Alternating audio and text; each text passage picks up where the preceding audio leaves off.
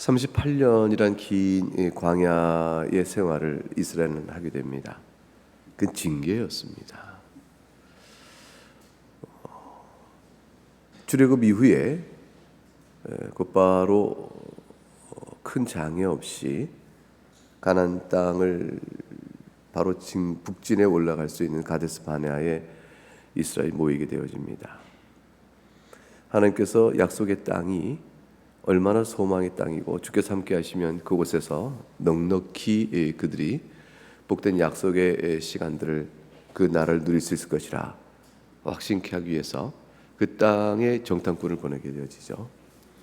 정탐꾼을 보는 것은 두려움을 갈 수 있는 것에 대해서 우리가 승리할 수 있다, 그것을 확신하기 위한 일이기도 하고, 하나님의 도우심을 확신할 수 있고, 출애굽의 사건을 이미 경험했기 때문에 가나안 땅에서 이미 정착한 저들의 저항이 어떨 것이고 무섭다 싶은 어떤 상황이 있다 할지라도 넉넉히 이길 것이라 라는 확신을 한번 다짐하는, 전열을 다짐하고 사기를 북돋는 그런 시간이 되었어야 하는 것입니다. 출애굽이 없었다면 저들에게는 그럴 만한 힘과 용기의 근거가 없겠지만, 그러나 이미 애굽을 어떻게 하나님께서 물리치시고 그들을 이끌었는가를 그들은 잘 알고 있기 때문에 넉넉히 그럴 수 있는 상황 속에 철저한 불신앙으로 나갔죠. 우리를 이 광야에 죽이려고 하나님이 애굽에 우리를 끌어냈는가. 큰 은혜를 입고도 작은 시험 속에 넘어져 버리는 그런 모습인 것입니다. 얼마나 큰 능력의 도움으로 자신들의 오늘의 자리에 왔는지를 전혀 생각지 못하는, 눈앞에 닥친 현실 앞에 어려움만이 그들의 큰 문제였고, 하나님은 관념에 불과한 것처럼 되어졌습니다. 그러니 그들이 불신앙했고 하나님이 징계를 내리시죠. 결국 그들은 38년의 긴 광야에서 가나안 땅에 접근을 못한 채 헤매야 됐습니다. 일정한 터에 모여서 살고 또 이동하라면 이동하고, 그런 가운데 마침내 때가 되어져서 북진의 명령이 주어집니다. 이제 가나안 땅 정복의 때가 되었으니 하나님께서 징계의 매를 거두시고 그리고 북진으로 가게 된 거죠. 그 징계 기간 동안에 첫 출애굽했던 병력으로 쓸 만한 20세 이상의 모든 장정이 다 죽습니다. 그리고 모세도 들어가지 못하도록 징계를 받는 일이 되어집니다.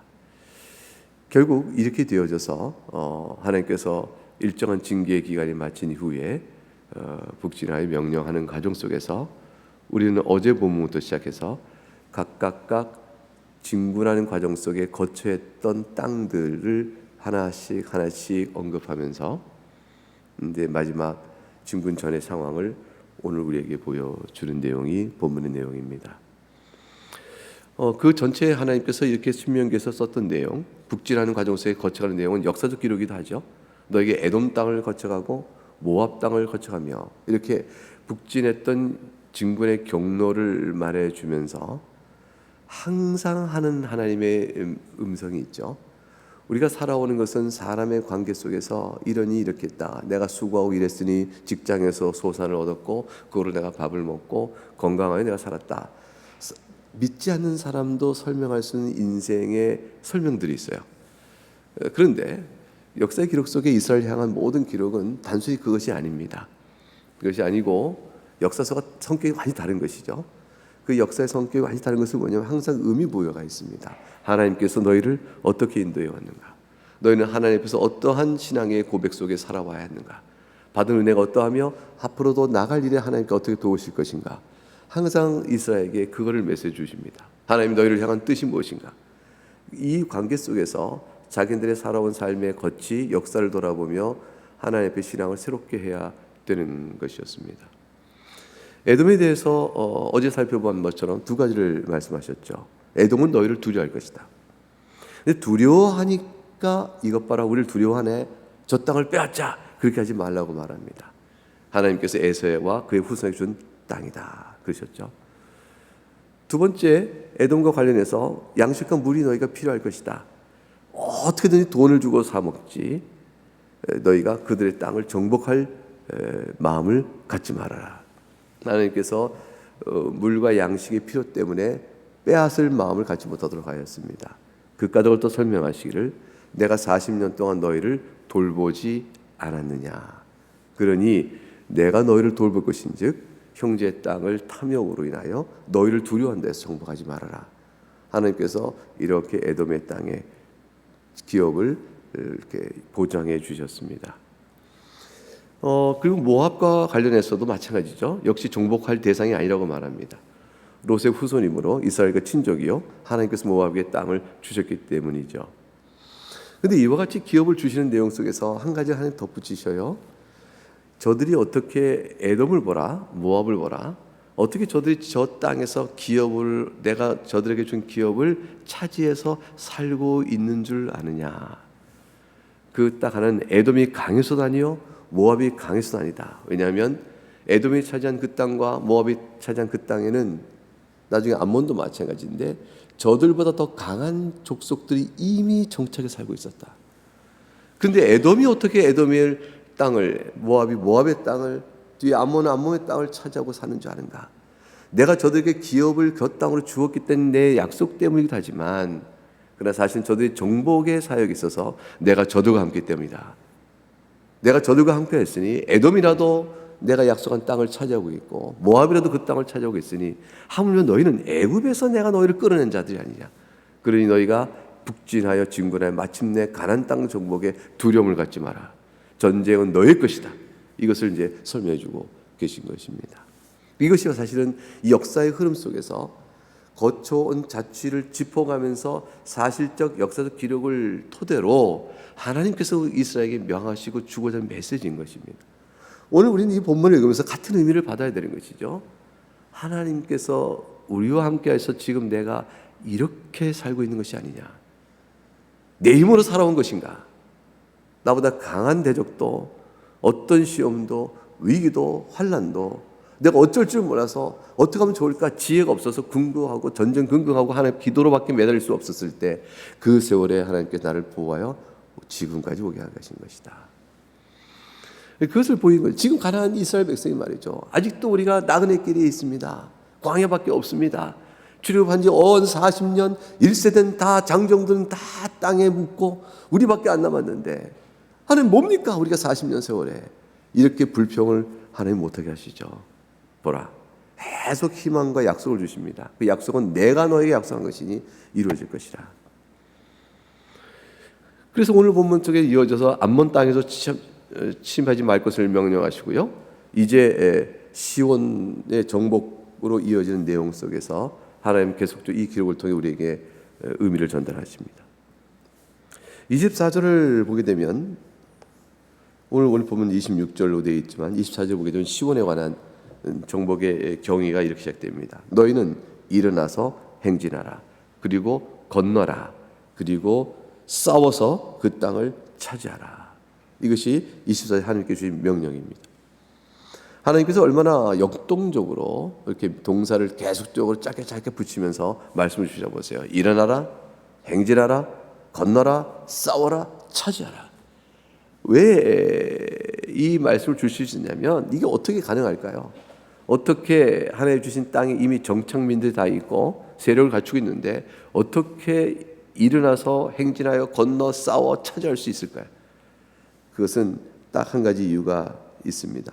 내가 그것을 너희에게 넘겼은즉 24절 하나님께서 내가 너에게 이 땅을 너에게 넘겼다라는 것으로 모든 설명이 다 끝납니다.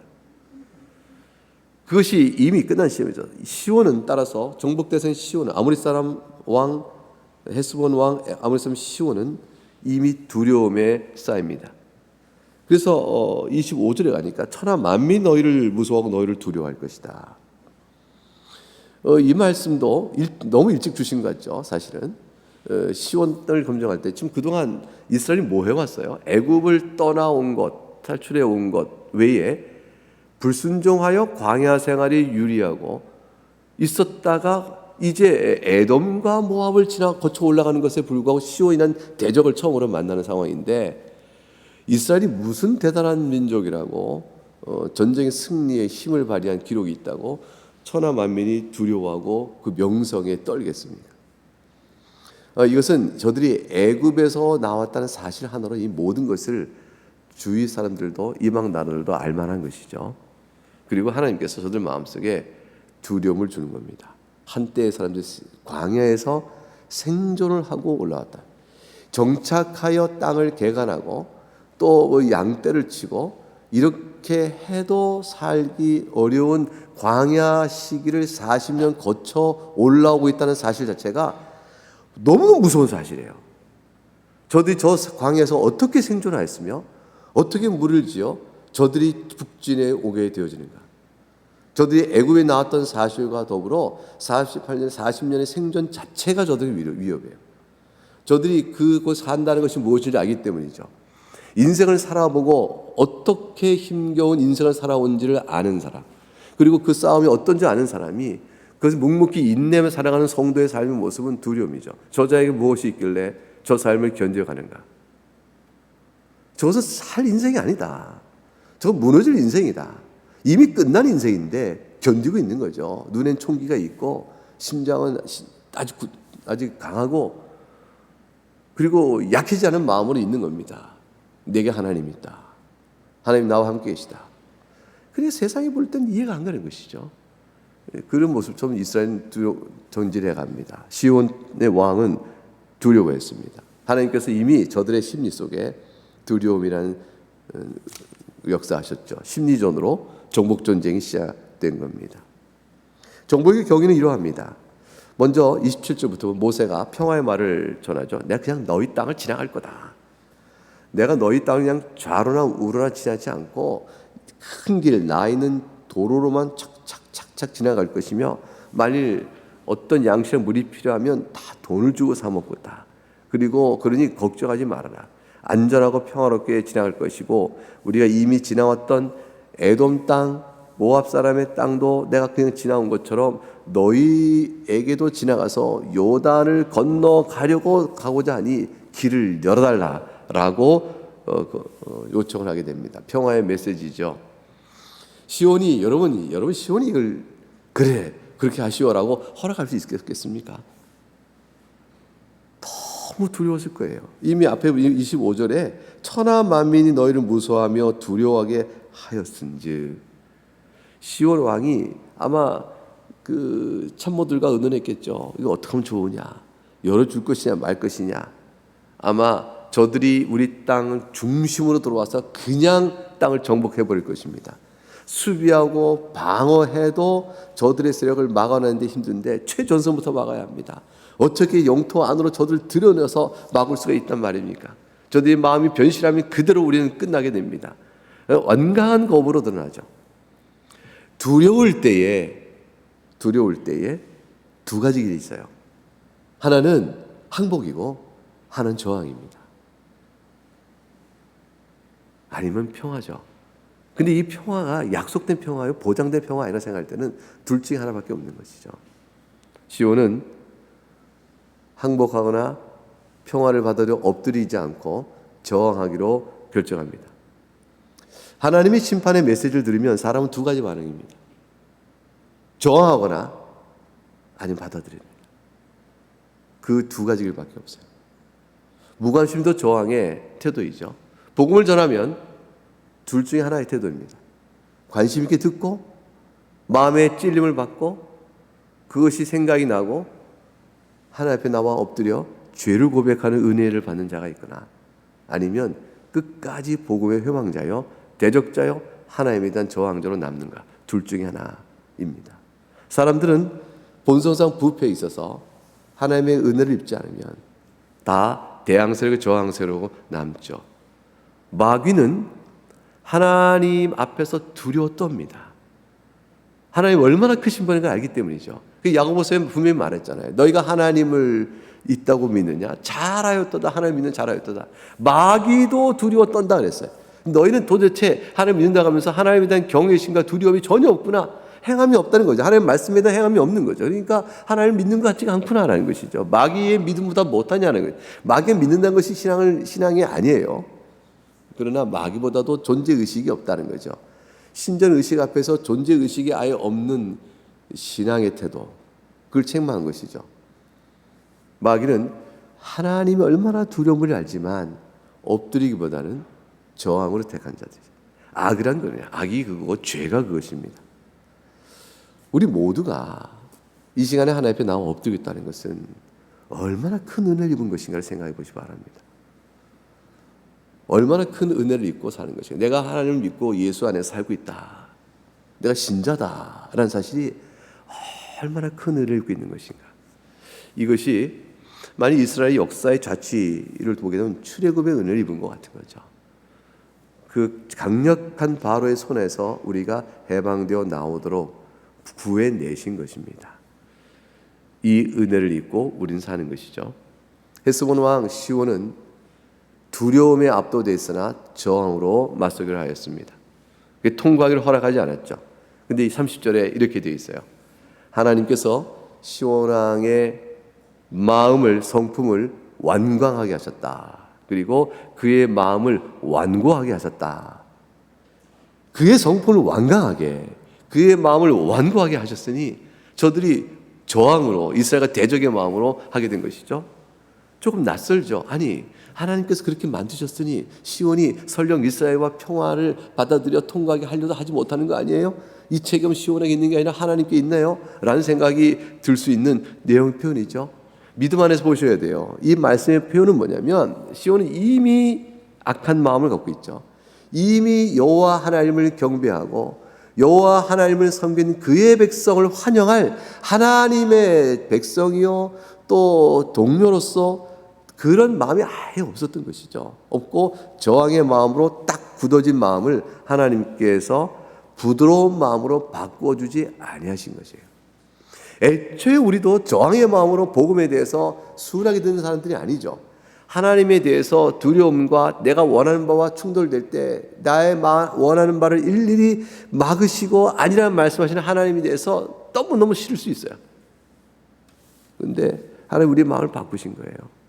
하나님을 대적했던 마음이 하나님 앞에 무릎 꿇는 마음으로 변화된 것입니다. 이 완강한 마음을 부드럽게 만들어주셨어요. 근데 하나님께서는 시온에게 그가 가졌던 완강한 마음이요 완고한 마음이요 대적의 마음을 풀어주지 않으신 거죠. 그대로 내버려 두신 것입니다. 이게 심판이에요. 그래서 안 믿는 사람들은, 이 세상 삶을 살던 사람들은 그 죄값대로 그냥 가는 것이에요. 자기 소원대로, 소욕대로, 원하는 바대로 살아가는 것입니다. 근데 우리는 그 원하는 소욕이 바뀌어졌습니다. 새로운 역사가 시작된 거죠. 창조가 시작된 겁니다. 내 안에 새로운 창조가 시작된 것이죠. 하나님 은혜를 주신 겁니다. 그래야 우리는 지금 이렇게 주 앞에 있는 것이죠.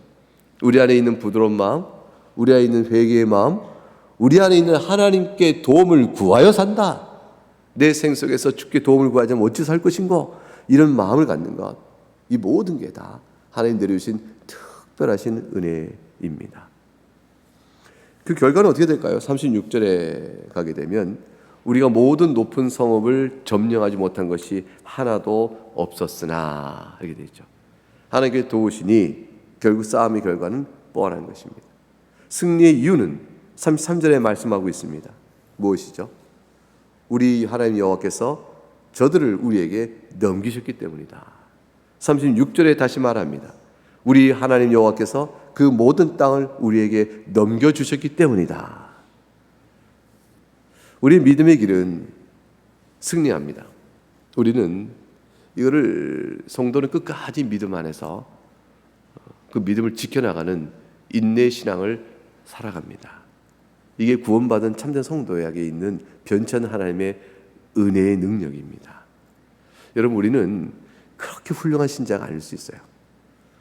교회사 속에서 2000년 교회사 속에서 보라 나그네교회 성도들만한 성도가 역사 속에 있었느냐 이러고 빼어내서 이렇게 기록해서 자랑할 만한 그런 성도들은 우리는 아닐 것입니다. 우리는 교회사 속에 난 훌륭한 많은 신앙인들 보게 되면 우리보다 훨씬 나쁜 상황, 어려운 상황, 슬프고 비참한 상황, 환난의 상황을 견뎌낸 성도들이 있기 때문에 그 성도들 앞에서 우리 오늘 생활의 나태함과 게으름과 연약함과 이런 모든 것들을 우리는 핑계할 수가 없고요. 그 때문에 자랑할 수가 없다는 걸 알아요. 그런데 그러한 우리들도 하나님이 절대 버리지 아니하시는 거예요. 끝까지 승리하도록 붙들어 주시는 것이. 우리의 승리는 약속된 승리요. 그래서 우리를 깨우쳐 가르치시고 또 이끄시고 또 고백하게 하시고, 그 이전에 넘어졌으나 지금은 넘어지지 않게 하시고, 이렇게 한 힘도 주시고, 그렇게 끝까지 붙들어 주십니다. 한평생 신앙생활 잘하다가 노년에 실족하여 넘어졌으나 큰 회개 속에 다시 일어난 자들이 많습니다. 사람은 한평생 신앙생활 잘하고도 넘어지다가 회개로 다시 일어선 은혜를 잊기도 합니다. 강함이 항상 인간 자체에 본유적으로 있는 것이 아니고 하나님의 성령의 토심으로 있고 그 하나님의 붙음으로, 하나님께 매달림으로 받는 은혜이기 때문에 우리가 하나님께 강하게 매달릴 때 우리는 끝까지 가죠. 그러나 넘어질 때라도 이렇게 세우신 하나님의 은혜가 있는 것입니다. 삼손은 죽어서 신앙을 입증했습니다. 살아서는 삼손에게 무슨 신앙을 봐요? 사사인데 삼손의 일제 속에서 무슨 그 신앙인다운 모습을 삼손에게서 봅니까? 마지막 죽어서 죽음으로 그의 신앙이 신앙임을 보여주고, 믿음의 선진들의 대열 속에 삼손도 이름이 이렇게 남게 된 것이죠. 하나님은 끝까지 우리를 붙드셔요. 확정된 승리가 있는 것이죠. 그 인생을 믿음의 인생이라 성도는 그렇게 보는 거 아니겠어요? 그렇게 볼 때에 하나님께서 하나님 나라를 우리에게 약속하시고 영생을 주셨기 때문에 마귀의 모든 악한 세력은 우리에게 이미 패배자인 것입니다. 넘겨준 것입니다. 그래서 우리는 승리합니다. 그 승리의 확정적인 근거, 이유는 우리 주 예수 그리스도입니다. 우리 주 주님께서 우리를 대신하여 모든 형벌의 속죄를 받으셨으니 우리가 넘겨질 이유가 없고 무너질 이유가 없고, 그의 의로 인하여 영생의 모든 일을 우리에게 선물로 주셨으니 우리가 그 즐거움에서 또 떠날 이유가 없는 것입니다. 우리는 승리자로 살아갑니다. 그래서 세상이 감당치 못할 승리자이신 그리스도께서 우리의 대속주시고 우리의 구주시고 내가 그리스도의 연합되어 있으니 우리 또한 세상이 감당치 못할 승리자의 모습으로 성도가 살아가는 것입니다. 여러분에게 다가오는 세상은 무엇입니까? 무너져버릴 같은 인생의 환경과 누구라도 넘을 수 없는 죄의 모든 세력, 그것들 앞에서 우리는 승리자인 것입니다. 승리자의 모습으로 살아가라. 가나안 땅은 이미 너희 것이니 정복하라. 이 전투 의지를 이렇게 세워가며 그 사기를 북돋는 이 신명기 전체 흐름은 마땅히 성도로 어떻게 살아야 될지 주의 교훈을 뒤에 다 담고 있는 내용의 전제입니다. 하나님께서는 내가 너희와 함께하니 너희는 담대하라. 나의 뜻과 나의 뜻을 따르며 살아라. 내 편에 서라. 그러시는 것이죠. 하나님 편에 서시기 바랍니다. 예수 그리스도의 붙들린 자가 되기 바랍니다. 두려워하지 마시기 바랍니다. 기도하셔요. 기도하는 자는 담대해지고요. 기도하는 자는 두려움이 사라집니다. 말씀의 교훈이 내 마음으로 들어붙고 내 마음에 뿌리를 내리고 내 마음에 용기를 주는 것은 기도입니다. 오늘 이 기도 속에서 또 올 한 해 동안 기도의 생활 속에서 이 은혜 가운데 살아갈 수 있기를 주의 이름으로 축복합니다. 기도하시겠습니다.